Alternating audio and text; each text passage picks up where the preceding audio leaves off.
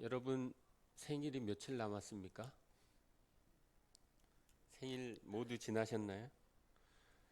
저는 지났고요. 아, 한국 사람들은 필리핀에 있다가 한국에 와 보니까 한국 사람들은 생일을 귀중히 여기지 않는 것 같아요. 생일날을 제가 모르겠어요.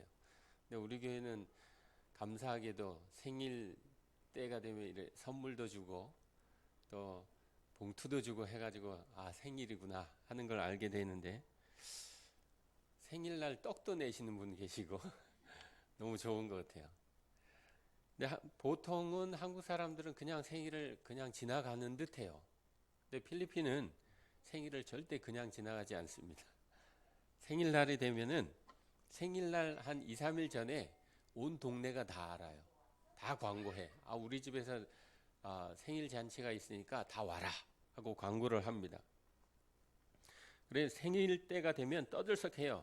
근데 성년식, 여자는 18세, 남자는 21세가 되면 성년식이라 그래서 생일 맞은 그날 성년식을 하는데 그때는 결혼식 같이 합니다. 드레스도 있고 턱시도도 있고 굉장해요. 막 18 여자들은 18 남자들이 꽃을 들고 가서 다 주기도 하고 촛불을 가서 주기도 하고 별별 걸 다 해요. 한국에서 보지 못하는 그러한 성년식을 합니다. 돈이 없어도 그 일을 해요. 한국 분들한테 왜 그런 일을 합니까 하고 물으면은 한국 분들이 왜 그런 일을 하냐고 물어요. 가끔 그러면은 필리핀에는 꼭 필요한 겁니다. 필리핀의 문화입니다. 하고 그렇게 이야기를 하는데 또 한 가지는 필리핀 사람들이 굉장히 가난합니다. 필리핀 다녀오신 분들은 아시겠지만은 많은 분들이 가난해요. 하루에 두 끼, 한 끼 그렇게 먹는 사람들도 많아요. 그런 사람들이 고기를 못 먹거든요. 그때 고기를 한번 먹는 거예요. 저도 생일 초대를 받아서 많이 가봤는데, 가면은 뷔페처럼 차려놓습니다. 한쪽에 쫙 한 20가지씩 차려놔요. 엄청 많죠. 근데 그 음식을 차려놓고 식순들이 또 있어요. 별별 금방도 말씀드렸지만은 꽃도 갖다 주고 촛불도 갖다 주고 막 가끔 댄스도 추고 막 그럽니다. 보통 초대를 3시부터 5시 사이에 하거든요. 그 저녁 시간 전에 합니다. 근데 그 많은 음식을 하기 위해서 새벽부터 음식을 준비를 해요. 필리핀은 매일 30도가 넘습니다. 그렇게 더운 날씨에 음식들이 어떻게 되겠어요? 그 음식들을 먹고 제가 배탈이 난 적이 한두 번이 아니에요. 그래가지고 다음에는 좀 냄새도 맡아보고 좀 잘 관찰하고 그래서 조금만 먹어야 되겠다. 근데 그게 안 돼요. 막 저는 이제 필리핀 음식이 익숙해가지고 많이 먹게 되더라고요. 여러분들이 필리핀에 그 초대를 받아서 가면은 먹을 음식이 없을 거예요. 딱 보면은 시꺼매, 시뻘게, 그 내장을 피에다가 섞어가지고 내장을 볶아 넣는 그런 것도 있고요. 틸라피아라고 붕어를 튀겨 놓은 것도 있고 새까맣습니다. 달고 짜고 맵고 매운 거는 별로 없어요. 여러분들이 가서 이래 보면은 야 이걸 음식이라고 차려놨어 하는 그 정도입니다. 근데 필리핀 사람들에게는 그날이 굉장히 중요한 날이에요. 온 동네가 함께 기뻐하고 즐거워하는 날입니다. 필리핀 문화를 우리가 무시할 수는 없습니다. 필리핀 사람들이 우리나라 문화를 무시하면은 우리는 기분이 안 좋겠죠. 여러분, 오늘이 누구의 생일입니다. 아십니까? 바로 우리 모두의 생일이에요. 왜냐하면 종교개혁이 생일과 같은 날입니다. 종교개혁은 정확히 말하면 내일이에요. 10월 31일. 그래 1517년 10월 31일 날 마틴 루터가 로만 카톨릭의 잘못된 점들, 우상 숭배하고 또 성상 숭배하고 그런 잘못된 것들을 다 적어 가지고 그리고 비텐베르크 성당 대문에다가 95개 문제점들을 딱 붙인 그게 계기가 돼가지고 종교 개혁이 일어났죠. 종교 개혁이 독일에서 뭐 프랑스에서 영국에서 막 다발적으로 일어났거든요, 당시에. 우리는 종교 개혁하면 루터만 알고 있는데 쯔빙글리도 있습니다. 또 우리가 잘 아는 우리 교단이 뭐라 그럴까요? 좀 깊이 관여하고 있는 칼빈이 있습니다. 칼빈. 이런 사람들이 대거 일어나 가지고 그 외에도 다른 사람들이 있습니다. 신학자들이 있는데 그분들이 그 종교 개혁을 일으켰다 그렇게 생각하는데 저는 그렇게 생각지 않습니다. 종교 개혁은 하나님이 하신 일이에요. 딱 그때 필요한 그 시기에 하나님이 계획하시고 준비하셔서 일으킨 겁니다. 주후 590년에 그레고리 1세가 로마 그 로만 카톨릭의 교황이 되거든요. 1세 교황이 됩니다. 그래가지고 그 사람이 취임한 후에 1000년 동안 카톨릭 교회가 교회들을 지배해요. 그러면서 자기들 마음대로 원하는 대로 다 한 거예요. 1000년 동안. 엄청난 기간이죠. 당시 성경은요 라틴어밖에 없었습니다. 라틴어 외에는 성경으로 인정해 주지 않았어요. 번역도 못하게 했습니다. 근데 칼빈이 번역을 했거든요. 루터가 번역을 했거든요. 다 죽일 놈이 된 거죠. 라틴어 그 성경은 오직 신부들만 읽을 수 있었어요. 일반 성도들은 그 성경을 소유할 수도 없었고 읽을 수도 없었고 읽어도 무슨 내용인지 알 수가 없는 그런 시대입니다. 여러분 우리는 얼마나 좋은 시대에 살고 있습니까? 모두 다 성경을 몇 권씩 가지고 있어요. 읽지 않아도 다 가지고 있습니다. 읽으면 무슨 내용인지 다 아시나요? 아는 내용도 있고 모르는 내용도 있고 그렇죠. 그래서 이제 목사들이 필요한 건데 당시에 일반 성도들은 알지 못해서 그냥 신부들이 하라는 대로 한 거예요. 그러다가 그 면죄 사상들이 생겨나고 성자 숭배 사상들이 생겨나고 성자들이 얼마나 많은지 모릅니다. 필리핀에 가면 모두가 다 성자예요. 성 어거스틴, 뭐 성 마테, 마가, 누가 다 성자예요. 이 성자들이 너무 많아가지고 1년 내내 성자를 추앙해도 날짜가 부족해. 그래갖고 나머지 성자들 해가지고 모아놓은 것이 뭐냐면 올 세인츠 데이예요. 그게 11월 1일입니다. 올 세인츠 데이. 우리가 알지 못하는 그 모든 성자들을 다 숭배하자는 거예요. 이게 이제 카톨릭에서 넘어온 것들이죠. 지금 이태원에서 일어났던 그 사건도 이 카톨릭의 그 영향이 있습니다. 조금 뭐 거기에 대해서 이야기를 하면 또 길어지니까 그 신부들이 당시에 1517년도 그쯤에 16년 뭐 몇 년 되겠죠. 그 몇 년 동안에 면죄부를 판매합니다. 그게 뭐냐 하면은 그 면죄부를 돈을 주고 사게 되면 이게 면죄부예요. 이걸 돈을 주고 사게 되면은 자기 가족 중에 천국을 가지 못한 사람들이 연옥에 있다가 천국으로 간대요. 그래서 많은 사람들이 이걸 사는 거예요. 뭐 베드로 성당을 증축하기 위해서 뭐 그 일을 했다는 등 뭐 여러 가지 설이 있지만은 어쨌든 말도 안 되는 그런 일들을 로만 카톨릭 신부들이 자행을 한 겁니다. 1000년 동안 계속 문제들이 생겨난 거죠. 그래서 종교 개혁이 일어난 거예요. 종교 개혁이 뭐냐면은 성경으로 돌아가자. 성경으로 돌아가자. 초대교회로 돌아가자 하는 그 운동입니다. 초대교회 슬로건을 보면은 막 가슴이 뻥 뚫립니다. 오직 성경으로 돌아가자. 우리가 잘못한 것들을 다 배제하고 성경으로 돌아가자. 오직 믿음만이 우리를 구원한다. 오직 은혜 은혜로 우리가 구원을 받죠. 오직 예수, 오직 하나님의 영광. 이게 초대교회의 슬로건이에요. 우리가 잘 아는 말씀들이죠.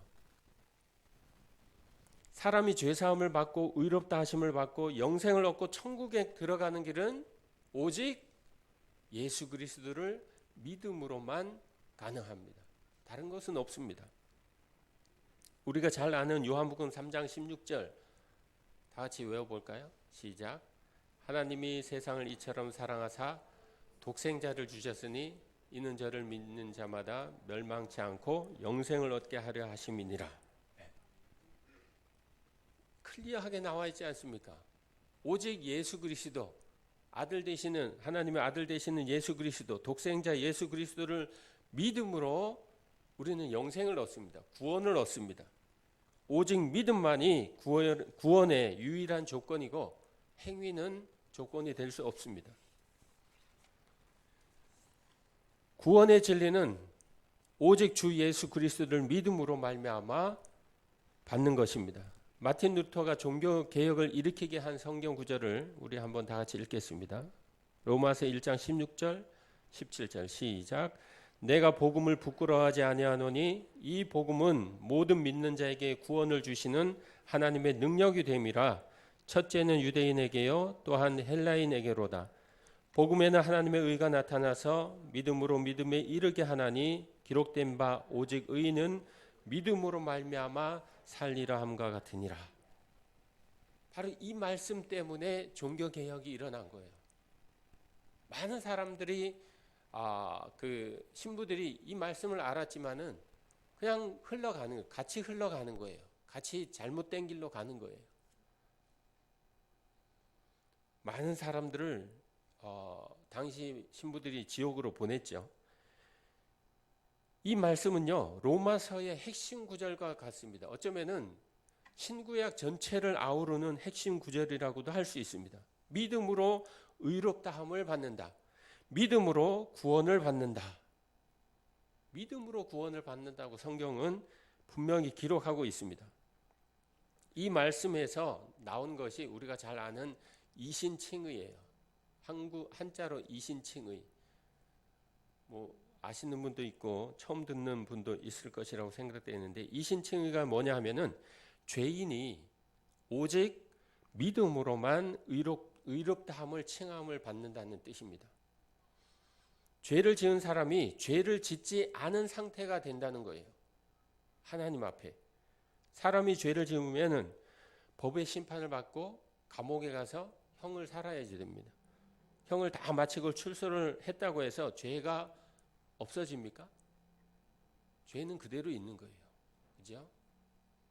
이 세상에서는 죄를 지으면은 심판을 받고 옥에 가서 그만큼의 법에서 정한 그 기간 동안 그 감옥에서 살게 되면은 그 죄에 대해서 더 이상 묻지를 못합니다.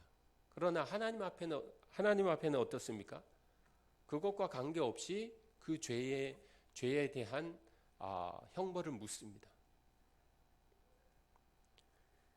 세상 법적으로는 죄가 없을지 모르지만은 죄를 지은 사람을 한번 보게 되면 스스로 그 죄의 무게 때문에 힘들어하고 어려운 삶을 살게 됩니다.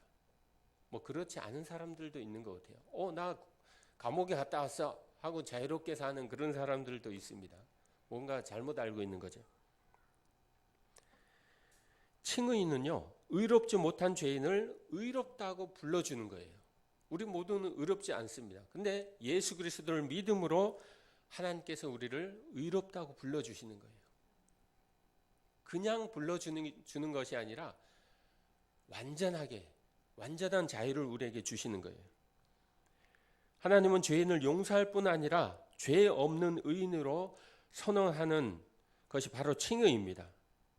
우리 하나님은 지옥 갈 우리를 구원하실 뿐만 아니라 죄의 형벌에서도 구원하여 주셨습니다. 전혀 죄를 짓지 않은 사람으로 만들어 주시는 거예요. 죄 많은 영혼이 예수 그리스도를 믿을 때 하나님은 그 사람이 죄를 지은 적이 없는 것처럼 선언하십니다.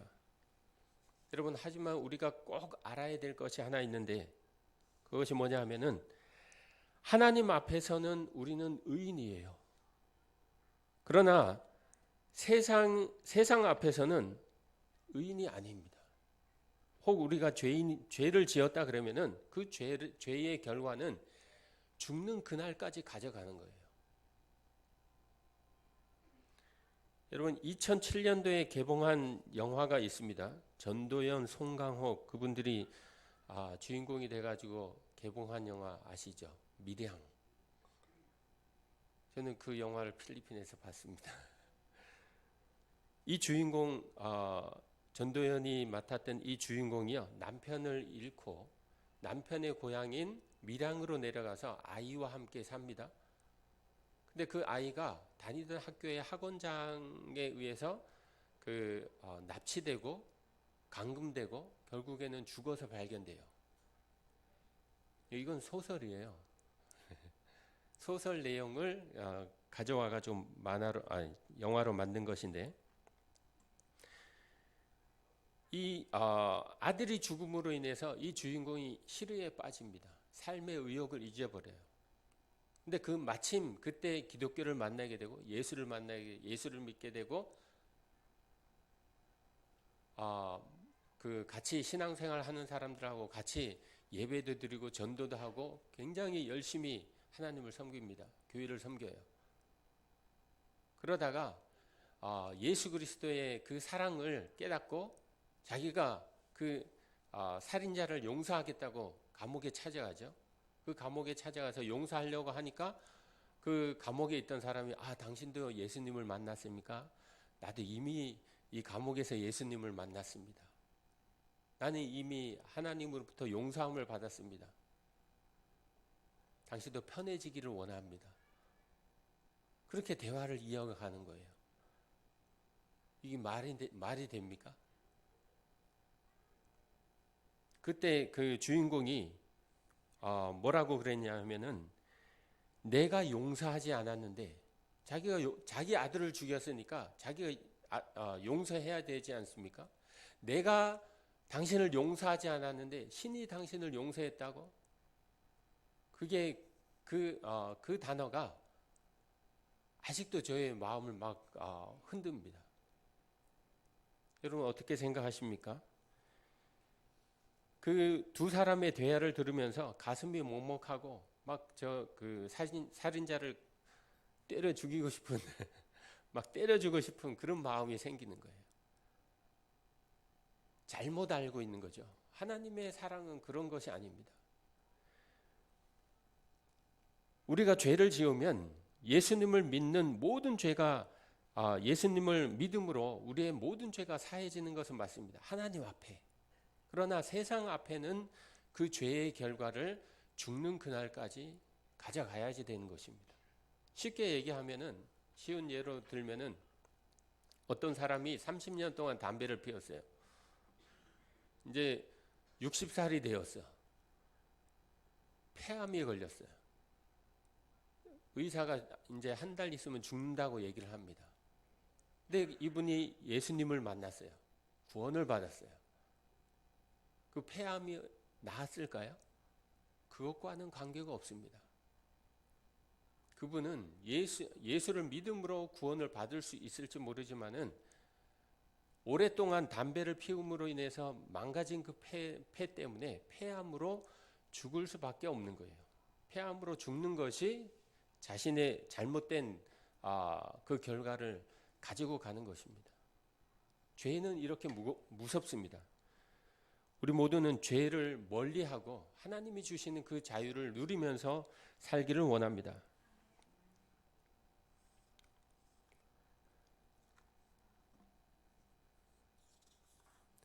두 번째로, 칭의가 필요한 사람이 누구일까요?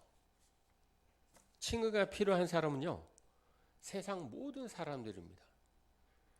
세상 모든 사람들이 칭의가 필요한 이유는 성경에 나와 있습니다. 성경에 보니까 모든 사람들이 죄인이며 세상에 의인이 하나도 없다고 공포하고 있습니다. 성경을 보겠습니다. 로마서 3장 23절, 모든 사람이 죄를 범하였음에 하나님의 영광을 이루지 못하더니, 모든 사람들이 죄인이래요. 죄를 범했대요. 나는 죄 지은 적 없는데 하는 그런 사람 있습니까? 성경에서 얘기합니다. 모든 사람들이 죄를 범했다. 이 말씀은요, 사도 바울의 논제의 결론이에요. 모든 사람들이 죄를 지은 죄인이며 죄를 지을 수 있는 죄인이다 하는 얘기예요. 죄로부터 구별된 사람은 아무도 없다고 증거하고 있는 것입니다. 모든 사람이 태어날 때부터 죄를 지을 수밖에 없는 존재로 태어났다는 거예요. 죄악 가운데 태어났다는 것입니다. 로마서 3장 10절을 보니까 세상에 의인은 하나도 없나니 하고 기록하고 있습니다. 세상에 의인이 없대요. 세상에는 구원받을 수 있는 사람이 하나도 없답니다. 그러므로 하나님의 칭의는 하나님께서 의롭다고 인정해 주는 그 칭의는 모든 사람들에게 필요한 것입니다. 범죄한 인간은요, 하나님 앞에 나갈 수가 없습니다. 구원을 받을 수가 없어요. 창세기 1장 27절을 보면은요, 하나님은 인간을 하나님의 형상으로, 하나님의 이미지로, 하나님의 모습으로 창조했다고 기록하고 있습니다. 이게 무슨 말일까요? 우리의 모습이, 우리의 모양이요, 하나님과 같답니다. 이 말은 하나님이 인간을 창조하신 것은 함께 하시기 위해서, 함께 나누기 위해서, 함께 사랑하기 위해서 창조했다는 거예요. 근데 우리 인간은 죄를 지음으로 말미암아 하나님과 더 이상 함께 할 수 없는 상태가 되어버렸습니다. 하나님은 사람이 필요해서 창조했을까요? 절대 그렇지 않습니다. 하나님은요, 인간이 아니셔요. 하나님은 전지전능하신 분입니다. 부족함이 없는 분이에요. 외로움을 느끼실 수도 없는 분이에요. 그런 분이 사람을 창조하시고 사람을 사랑하셨어요. 이것은 은혜라고밖에 표현할 수가 없습니다. 근데 하나님은 죄 지은 사람까지도 사랑하시고 원대한 구원의 계획을 세우셔요. 그 계획이 뭡니까? 독생자 예수 그리스도를 이 땅에 보내주시고, 여러분, 하나님이 사람이 되어 오셨다는 이거는요, 세상이 그 어떤 말로도 표현할 수 없는 그러한 말입니다. 영어로는 인카네이션이라고 얘기를 하거든요. 있을 수 없는 일이 일어난 겁니다. 쉬운 말로 얘기하면은 우리가 바닥에 기어가는 구더기가 된 것과 같습니다. 하나님이 인간이 되신 거예요. 창조자가 피조물이 되신 그 일이 바로 하나님께서 독생자 예수 그리스도를 보내주신 일입니다. 근데 그분이 우리 인간을 사랑하셔요. 죄인은요, 하나님의 나라에 들어갈 수가 없습니다. 죄의 문제를 해결해야만 천국에 들어갈 수 있어요. 그래서 하나님께서 세우신 계획이 죄 없으신 예수님이 인간을 대신해서 십자가에 달려 죽게 하는 것이었습니다. 예수님의 대속의 죽음을 믿는 모든 자에게 하나님은요, 의의 옷을 입혀주십니다. 하나님은 예수님을 믿는 모든 사람을 죄 없는 사람처럼 여기십니다. 그리고 선포하셔요. 너는 무죄랍니다. 우리 모두는 무죄예요. 왜냐하면 예수 그리스도를 믿기 때문이죠. 너는 죄가 없다 하고 공표하십니다. 여러분, 영화 드라마 많이 보시죠? 법정 영화나 드라마 같은 데 보게 되면은 재판관이 무죄, 그러면 어떻게 되면 다들 막 난리가 납니다. 여러분, 사형수가 무죄 선고를 받는다, 엄청난 일이죠. 우리나라에 32년 동안 억울한 옥살이를 하다가 화성 살인자죠. 32년 동안 옥살이 하다가 무죄 선고를 받은 분이 계셔요. 얼마나 기쁠까요? 한편으로는 억울하기도 하겠지만은 그 기쁨은 우리가 상상할 수도 없을 것이라고 생각을 합니다. 하나님께서 우리에게 무죄라고 선고해 주시는 거예요. 이거는요, 번복될 수가 없습니다. 전능하신 하나님이 우리에게 너는 무죄 하고 선고해 주시는 거예요. 이 선고는요, 모든 사람들이 받아야 될 선고입니다. 우리 모두가 하나님으로부터 이 선고를 받기를 간절히 축원합니다. 세 번째로, 어떻게 칭의를 받을 수 있는가? 하나님께로부터 의롭다 하심을 얻는 방법이 무엇입니까? 도덕적으로 선한 삶을 산다고 의롭게 됩니까? 세상 법과 규범을 지키며 산다고 의롭게 됩니까? 성경에 기록된 모든 율법을 지킨다고 의롭게 됩니까? 아닙니다. 세상에 많은 사람들이 자신이 가지고 있는 것들을 가지고 남을 도우면서 구제하면서 삽니다. 그런다고 의롭다고 하나님이 인정해 줍니까? 그럴 수 없습니다. 하나님 앞에 의롭다고 인정받을 수 있는 길은 오직 한 길밖에 없어요. 우리의 행위로는 의롭다함을 받을 수가 없습니다. 갈라디아서 2장 16절입니다. 다 같이 읽겠습니다. 시작. 사람이 의롭게 되는 것은 율법의 행위로 말미암음이 아니요 오직 예수 그리스도를 믿음으로 말미암은 줄 알므로 우리도 그리스도 예수를 믿나니 이는 우리가 율법의 행위로서가 아니고 그리스도를 믿음으로써 의롭다함을 얻으려 함이라. 율법의 행위로서는 의롭다함을 얻을 육체가 없느니라. 클리어하게 나와 있지 않습니까? 로마서 3장 21절에도 나와 있고요. 에베소서 2장에도 나와 있습니다. 에베소서 2장 8, 9절 한 절만 더 읽겠습니다. 시작. 너희는 그 은혜에 의하여 믿음으로 말미암아 구원을 받았으니 이것은 너희에게서 난 것이 아니요 하나님의 선물이라. 행위에서 난 것이 아니니 이는 누구든지 자랑하지 못하게 함이라. 이 말씀도요, 에베소서 2장 8절 9절도 기독교의 정수를 담고 있는 말씀이에요. 이 말씀도 외우는 게 좋습니다. 필리핀에 있을 때 그 마닐라에서 박사님이 오셔서 그 강의를 해준 적이 여러 번 있는데, 이분이 이 본문만 가지고 3시간을 내리 얘기를 하셨어요. 이 본문만 가지고. 엄청나게 중요한, 우리에게 꼭 필요한 말씀입니다. 꼭 외우시길 바랍니다.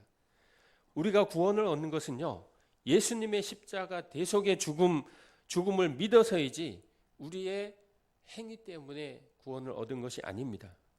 하나님이 택하신 자에게 일방적으로 베푸는 선물이에요. 누구든지 구원을 자랑할 수 없게 하기 위함이라고 오늘 본문에 기록하고 있습니다. 구원은요, 하나님의 선물이다. 구원은 하나님의 선물입니다. 그러나 우리가 기억해야 할 것이 한 가지 있습니다.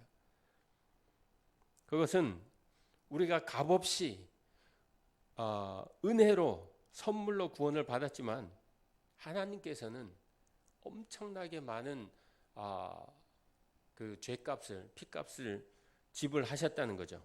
예수님을 통해서. 예수님이 갈보리에서 흘리신 보혈로 말미암아 우리가 의롭다 하심을 얻었습니다. 오직 우리를 위해 죽으신 예수 그리스도를 믿음으로 구원을 받습니다. 예수님이 죽으심으로 말미암아 의롭다 하심을 얻고 그분께 나오는 모든 사람이 의롭다 함을 얻습니다. 우리가 의롭게 되는 길은 오직 예수 그리스도의 피뿐입니다. 그렇죠? 우리가 예수님을 구주로 믿으면 그 믿음을 통해 의롭다 하심을 얻습니다. 하나님은 우리에게 그 아들을 믿으라고 요구하셔요. 그 아들을 믿으면, 예수님을 믿으면 의인으로 인정되는 거예요. 여러분, 칭의는요, 그 하나님의 용서는 과거의 죄를 용서하는 것이 아니에요. 현재의 죄까지, 미래의 죄까지 다 용서해 주시는 겁니다. 만약에 과거의 죄만 용서를 해 주신다? 앞으로의 죄는 용서해 주시지 않는다 그러면은 하나님의 그 의는 뭔가 부족한 거예요. 온전히 용서해 주는 거죠. 이 용서에는요, 한계가 없습니다. 끝이 없어요. 그것이 바로 하나님의 칭의입니다. 오래전에 어떤 학생들이 그 용서받지 못하는 죄에 대해서 이야기한 적이 있어요. 여러분도 아마 들어보셨을 것이라고 생각되는데, 성경에는 용서받지 못할 죄에 대해서 기록된 부분들이 세 곳 나옵니다. 마태, 마가, 누가에 세 곳 나오는데, 이 용서받지 못한 죄는 우리 그리스도인들에게 저촉되는 것이 아닙니다.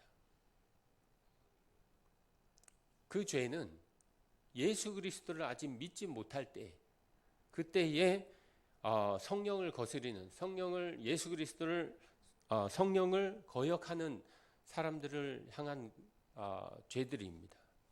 우리 모두에게 해당되는 것이 아니죠. 하나님의 그 구원은요, 하나님의 은혜는 끝이 없습니다. 하나님의 용서는 끝이 없어요. 온전한 완전한 용서입니다. 이 구원의, 이 큰 구원과 놀라운 칭의가 여러분 모두에게 있기를 간절히 축원합니다. 다 같이 기도하겠습니다. 하나님 감사합니다. 종교 개혁을 일으키시어 우리에게 참 복음을 허락하신 하나님께 감사드립니다. 이 참 복음을 온전히 믿게 하여 주시고 많은 사람들에게 전하는 주님의 백성들이 되게 하여 주시옵소서. 예수님의 이름으로 기도하옵나이다. 아멘.